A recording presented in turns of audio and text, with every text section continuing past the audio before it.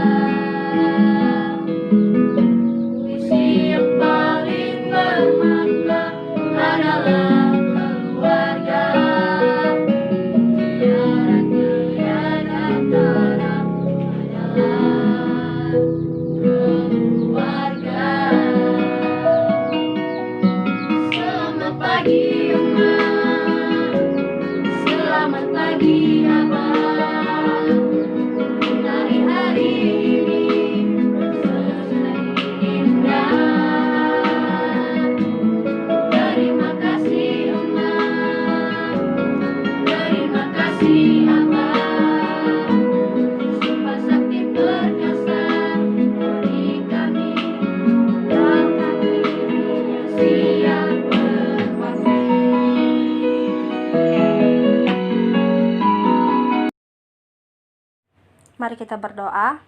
Tuhan Yesus, kami akan memulai pembelajaran kami. Kiranya Tuhan memberkati pembelajaran kami hari ini. Amin. Hari ini adalah hari pertama kita belajar bersama-sama. Dan sekarang kita akan mempelajari bab 1, Tuhan pedoman kehidupan keluargaku. Saat mendengar kata keluarga, apa yang kamu pikirkan? Kalau kata lagu yang kita nyanyikan bersama tadi, mereka mengatakan bahwa keluarga adalah harta yang paling berharga. Dan lagu itu bukanlah lagu yang asing untuk kita. Lagu soundtrack dari film Keluarga Cemara. Namun mari kita lihat pengertian keluarga ini dari Kamus Besar Bahasa Indonesia.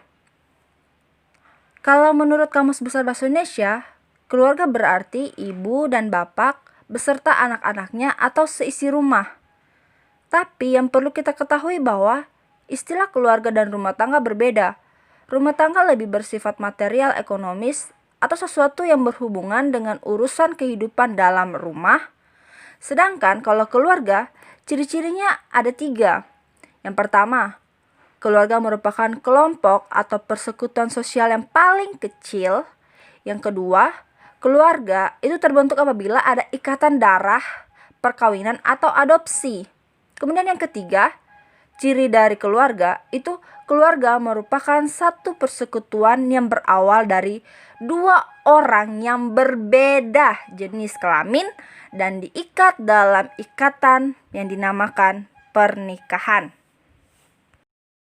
Dan dalam keluarga ini ada yang namanya keluarga inti, yaitu pasangan suami istri dan anak-anaknya. Ada juga yang dinamakan keluarga besar, yaitu semua orang yang berketurunan dari kakek dan nenek yang sama. Nah, itu adalah pengertian dari keluarga. Sekarang, mari kita melihat fungsi dari keluarga. Fungsi keluarga. Kalau menurut Suhendi, ada 9 fungsi keluarga.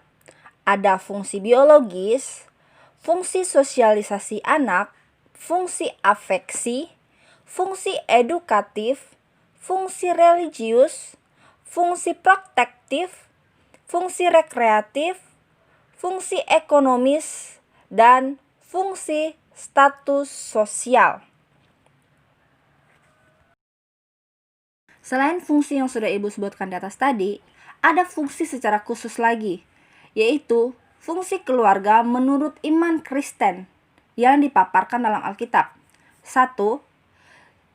Fungsi keluarga sebagai teman sekerja Allah dalam mengelola alam semesta dan segala isinya. Itu terdapat dalam Kejadian 1 ayat 28. Yang kedua, fungsi keluarga sebagai lembaga pendidik utama dan pertama dalam Ulangan 6 ayat 4-9. Kemudian yang ketiga, fungsi keluarga sebagai wadah semua anggota keluarga dalam mengekspresikan kasihnya, kesetiaan, dan sikap saling menghormati. Itu dalam Efesus 5 ayat 22-23 dan Efesus 6 ayat 1-3. Oke, setelah kita melihat tadi pengertian dari keluarga dan fungsi dari keluarga itu, baik yang menurut Suhendi maupun secara khusus yang menurut Alkitab, sekarang kita lihat peran Allah dalam kehidupan keluarga. Peran Allah dalam kehidupan keluarga. Kita ketahui bersama bahwa Tuhan adalah pribadi yang membentuk sebuah keluarga. Tuhan menciptakan manusia sepasang, yakni laki-laki dan perempuan. Itu dalam Kejadian 2 ayat 21-25. Manusia diciptakan berbeda, pria dan wanita, tetapi satu kesatuan. Manusia sama dan sehakikat, namun diciptakan dengan fungsi yang berbeda agar saling mengasihi dan melengkapi. Dalam perbedaan itu, manusia menjadi satu persekutuan yang luar biasa karena saling membutuhkan dan saling mendukung. Tuhan memberikan daya tarik yang luar biasa dalam diri seorang laki-laki dan perempuan sehingga mempunyai rasa suka yang membuat mereka bertemu dan mengikat diri. Hei, cie. Itulah cikal bakal manusia membangun keluarga. Oke, sekarang ada beberapa tambahan yang harus kalian ketahui. Yang pertama, itu tentang anak. Yang kedua, tentang keluarga dan Allah. Kalau tentang anak, yang ibu maksud adalah kamu sebagai seorang anak dalam keluargamu. Kamu harus sadar bahwa kamu memiliki dua dimensi kehidupan. Dimensi pertama, yaitu kehidupan yang sedang kamu jalani. Kemudian dimensi yang kedua, yaitu kehidupan yang akan kamu jalani.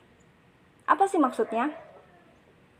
Maksudnya, di satu sisi, anak yang berkembang menjadi remaja itu berada dalam posisi sebagai salah satu anggota keluarganya. Tapi, di sisi lain, kelak ia juga akan membentuk keluarga baru pada masa yang akan datang.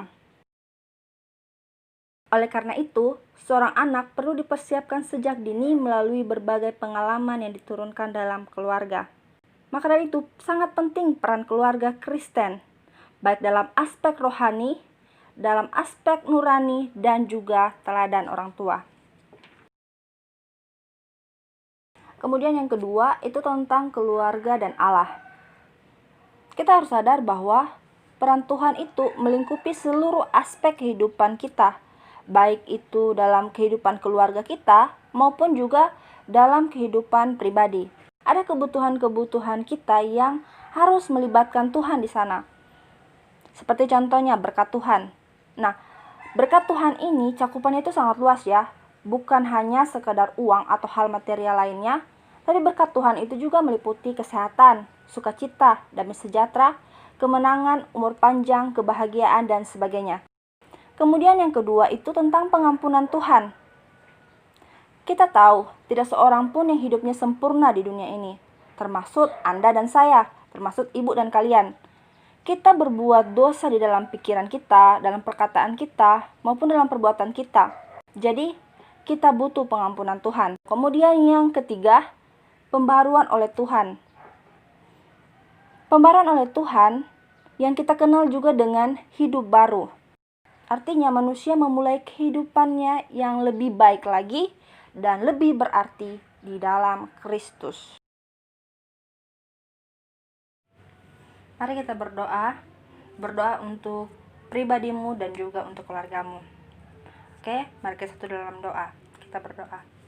Tuhan Yesus, dalam kerendahan hati, hamba-Mu datang kepadamu, menyerahkan kehidupanku dan juga kehidupan keluargaku ke dalam tangan-Mu. Perbaharuilah kehidupan keluargaku setiap hari. Dan Tuhan, jadilah pedoman kehidupan keluargaku, sehingga sukacita dan damai sejahtera menjadi bagian kami. Dan keluargaku dapat menjadi berkat dan kesaksian bagi sesama. Dalam nama Tuhan Yesus Kristus, kami berdoa. Amin.